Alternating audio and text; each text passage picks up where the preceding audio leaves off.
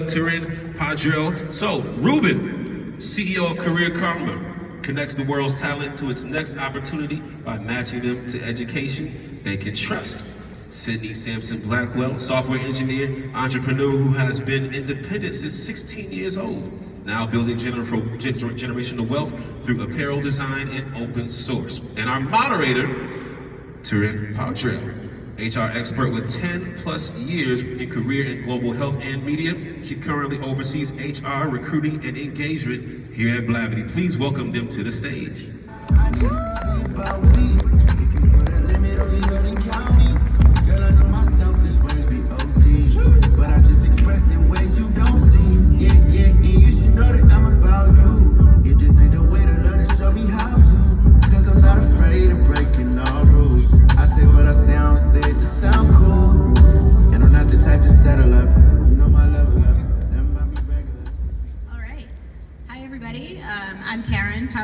I am the Director of People Operations for Blavity, and I'm really excited to be here with Ruben and Sydnee today to talk about reskilling and breaking into tech. So we have a lot to cover. We're going to jump right in. So Ruben, can you start with just giving us the backstory on Career Karma? For those that don't know, what is Career Karma and how did it come to be? Yeah, so Career Karma gives product-led career guidance for people or for workers that are seeking skills, peers, coaches, mentorships, job opportunities, but even ongoing career training after they're employed. It's a product that we wish that we had when we were breaking into tech, when we realized that you can get jobs that pay six figures without going into college. That was pretty interesting to me. Before Career Karma, everybody wanted to break into finance, so there was things like breaking into Wall Street, mergers and acquisitions. We started a podcast called Breaking Into Startups. And that's how it all started. It's a product that we wish that we had when we were breaking into tech. All right. And Sydnee, I know that you actually utilized Career Karma to break into tech yourself. Can you tell us about your backstory and what led you to Career Karma? Perfect. Hello, everyone. So I'm Sydnee from East Oakland, California. I have had a long life. I feel like my life is long. I feel like I'm an OG already. I'm only 24. I've been taking care of myself since I was 16. So the last 8 years have been some of the longest, most hardest and challenging times of my life, but now I'm here. So I think back in 2019 is when I fell upon Career Karma and I met Ruben. And up until I found Career Karma, I was outside doing DoorDash, delivering for Postmates, delivering for Instacart, Caviar, every single app that you can think about to make money in the Bay Area, I was doing it. And I needed to figure out, how can I use my skill set, my entrepreneur mindset to, get to a point where I don't have to work all the time. I can smile, I can wake up happy about going to my job, and I can do things that not only motivate me, but motivate other people. So, I think the day when I found the Career Karma app, I was actually working as a CNA. So I went from delivering food and to working in a hospital as a CNA, and I was just like, this is not it. I'm not happy here. I got so much more to offer to the world, and I just wanted to figure it out. My friend sent me the Career Karma app. I downloaded it, and I've been with Ruben ever since. All right. So I know that squads are a core component of what Career Karma offers. Can you tell us about squads? What are squads and why are they important? Yeah, so there's a few things that are important in Career Karma. So when someone like Sydnee comes to Career Karma, they're looking for new skills. And the problem is that there's thousands of job training programs that exist. So the first thing that we provide is matching.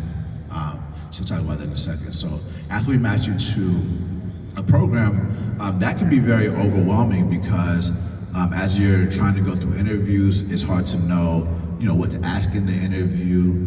It's hard to know who else in your neighborhood in East Oakland is actually going through this process as well. So rather than putting you into this huge network of thousands of people and the app, we actually focus on small groups. So the short answer is a squad is a small group. We actually connect you to peers, coaches, and mentors in live audio rooms. And so what a squad is essentially is a peer group of people that are enrolled in job training programs that help you stay psychologically motivated while you're enrolled, going through a program. And Sydnee actually created one of the first squads in Career Karma so that after they graduate, they could also find jobs, since most jobs are offline and come through referral. So this peer group stays with you during the program, and then also when you're looking for a job, they let you know about opportunities that aren't on websites. Okay, and what would you say are some of the core skills that you would look for in a squad mentor? Like, what makes a squad mentor impactful? Yeah, so there's the squad concept also was inspired by this concept called MOI. So it's a really good article in New York Times called The Power of Positive People. And so it's about Okinawa, Japan, and it's where women live the oldest in the world. And the idea is it's easier to go through life if you have a safety net. So as a squad leader, you're someone that essentially is going to make sure that you hold it down for your people no matter what. If they have a question, if they're seeking guidance, you're gonna look out for them. And in order to do that, you have to be a very good communicator.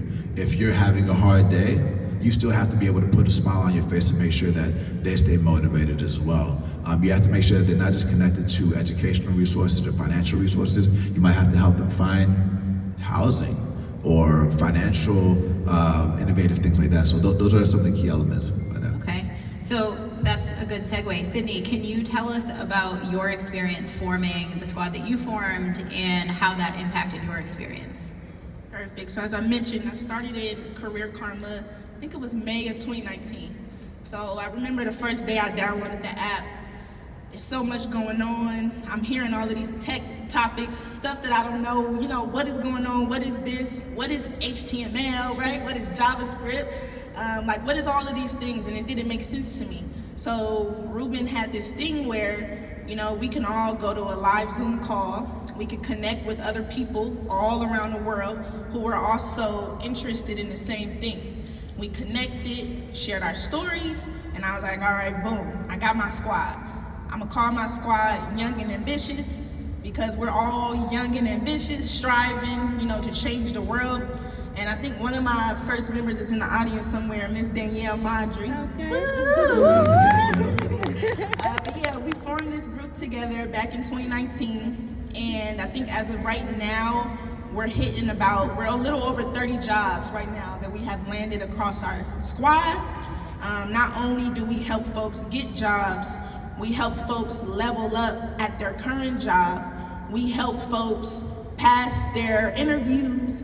We do resume reviews. We do open source projects. Everything you can think of to level up, break into the industry, or get to the next level. My squad is doing it right now, and we've been doing it for the last 3 years. I mean, name some of the companies where people got jobs and what roles they had. So boom, I'm at Accenture.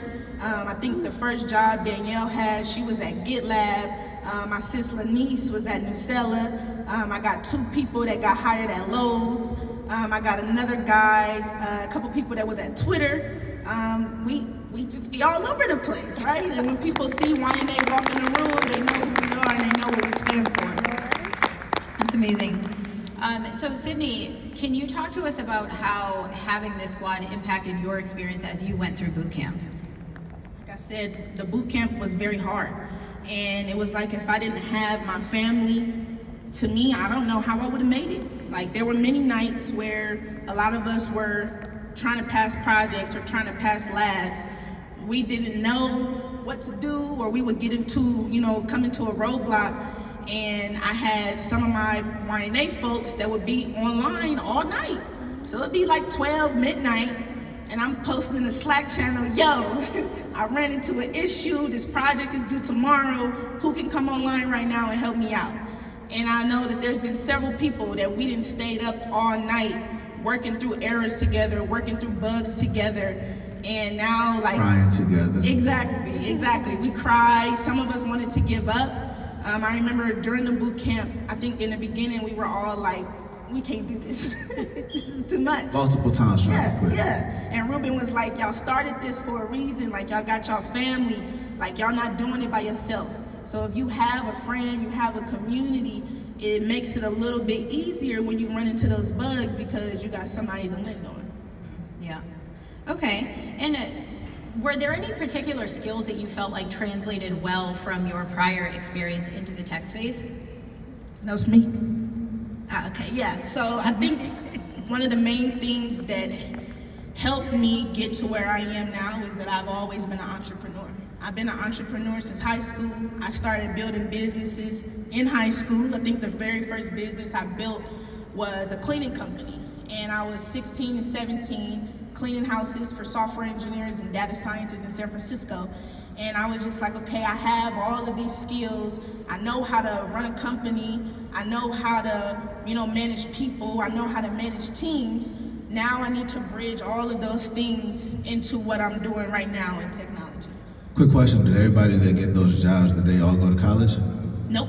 Oh, yeah. I didn't go to college either. I think I was in the middle of my college degree when I found you. And I started becoming a career coach at Career Karma and realized that people that, not saying that college is a bad thing, I'm not gonna tell y'all that, because I want everybody to get educated, I want everybody to do what's for them, right? But for me, it was a lot going on. I was working 3 jobs and trying to go to school, where when I found a boot camp, they like, okay, you can do part-time, you can still keep your jobs, we ain't asking for no money, you don't gotta pay no tuition. We want you to learn these skills and get a job. And when you get a job, then you can start paying us back. Sign me up. Yeah, that's a great pivot point because I want to talk a little bit about what's going on, kind of more at the macro level. So there have been a lot of shifts in the post-secondary education market, particularly in the last couple of years. Can you talk to us about that, Ruben? What's going on in the post-secondary education market? Yeah, I mean, you've heard Sydnee talk about boot camps multiple times, and like she said, it's not just about boot camps versus colleges. There's a really good article called "The Post-Secondary Education Market is Unbundling." So there's boot camps, there's colleges, there's corporate-led courses like Google certificates, there's non-degree courses like eCornell, there's massive open online courses like Coursera. But every employer is pretty much dropping the requirement to have a college degree. There's nonprofit organizations like 110. I think Sukanta's in the audience, shout out to 110.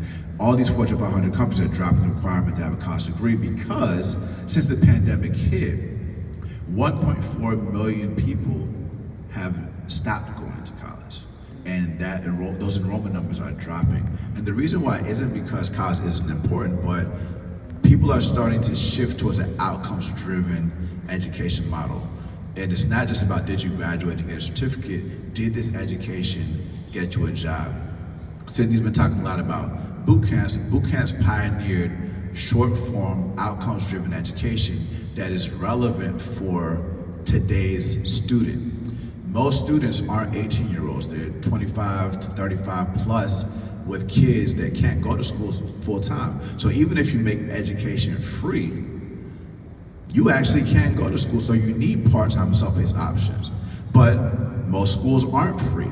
And so there's a lot of innovation happening with how you pay for education. So Sydnee was able to take advantage of something called an income share agreement. There's things like deferred tuition. But these days, there's now employers that are paying for your college. And on-the-job training is starting to be a big deal. So long story short, the education system will continue unbundling. It won't just be everything that I mentioned. There will be individuals training people, launching their own courses.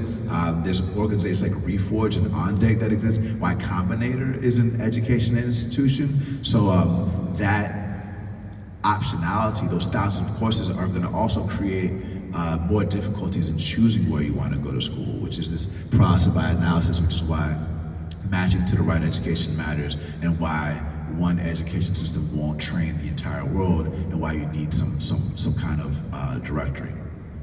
Yeah, so there is a lot of opportunity then for people who are seeking a post-secondary education. How should people be strategically thinking about how they invest in their education? I mean, I think it's really important to understand, like, why are you signing up for education? I think most people that are going to school, and some people will disagree with me on this, and that's okay, is going to school to get a job and more money. And for a lot of people, even after they graduate, whatever they studied in, they're actually not using it in their employment. And so if I were you and you're trying to figure out where you want to go to school, I would ask them, how many people have gotten jobs in the role that you want? Do they have an online or part-time self-paced option? This is really important because some people will say online education isn't for me. But after the pandemic hit, the remote work genie came out of the bottle. I mean, 20,000 people are here at Afrotech. So shout out to Afrotech. But for the last 2 years, this was all in the metaverse, right? That's what helped it survive. But now employers have to provide either fully remote work options or hybrid remote work options. So you actually don't have a choice but to learn how to work with other people online. So if that's gonna be the case, and people are always gonna be learning, then you should probably you should probably learn how to learn online, because at some point in your life, you're going to be educated in that way, in my opinion. Third, I think it's important to find a cohort of people that are like you, that are going through this as well, because you're not always gonna be able to cry on the shoulder of your teachers.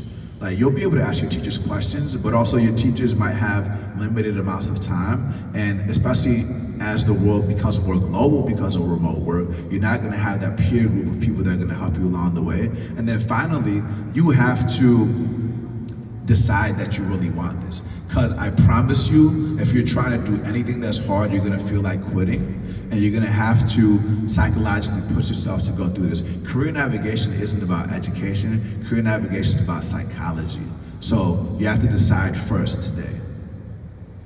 All right. Well, Sydnee, can you tell us about some of the factors that you considered when you were weighing your options around post-secondary education?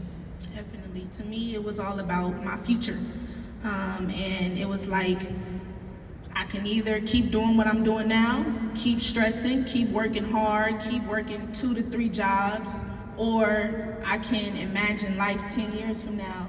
Imagine, the house I want, the family I want to build.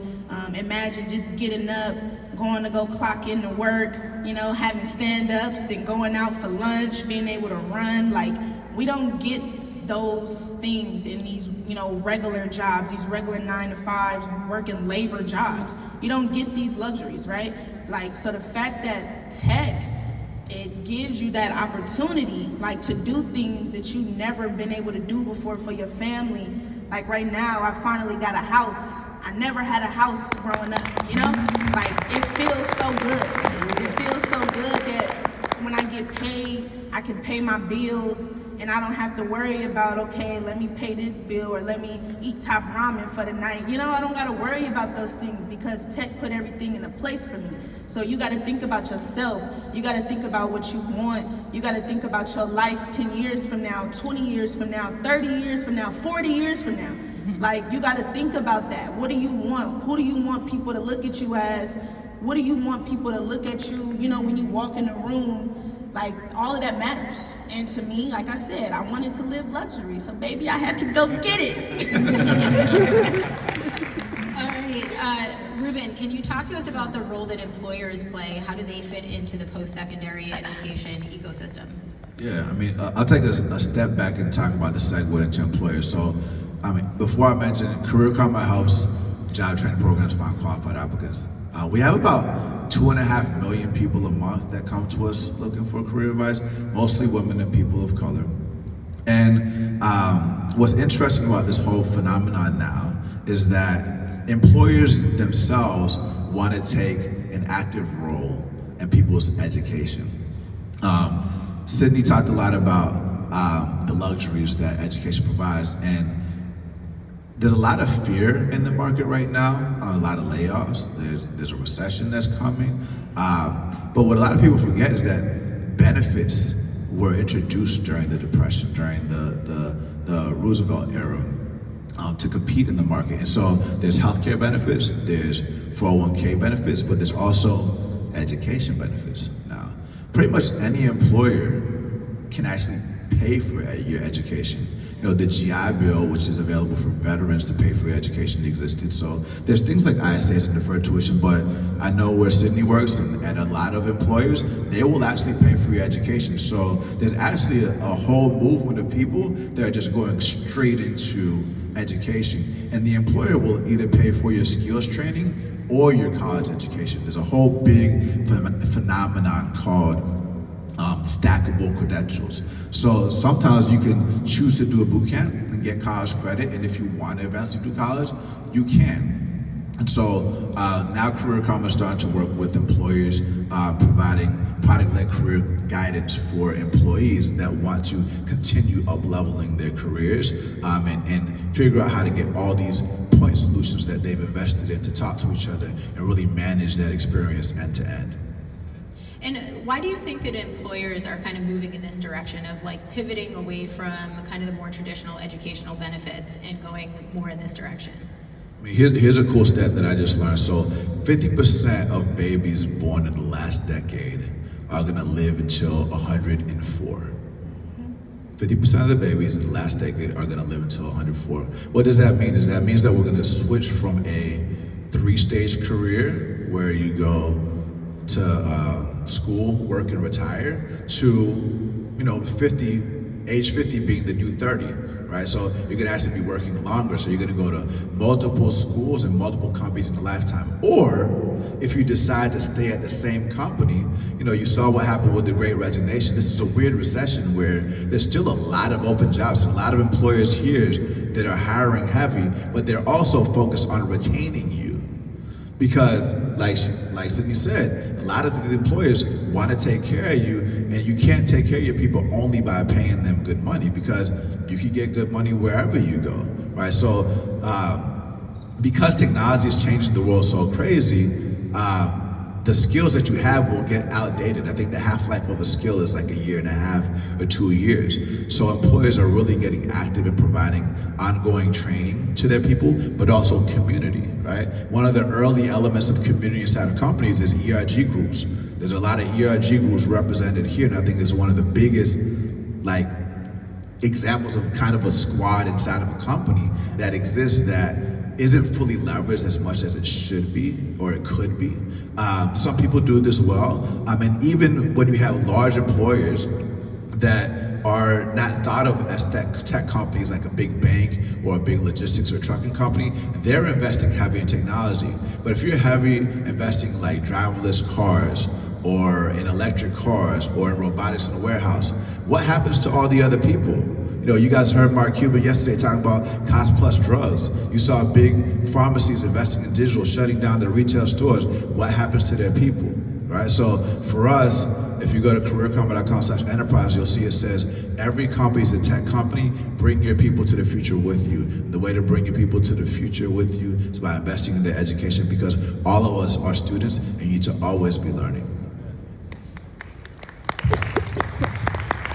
All right, Sydnee, is there anything that you would want to add to that, just from a perspective of why is this important for employers to do?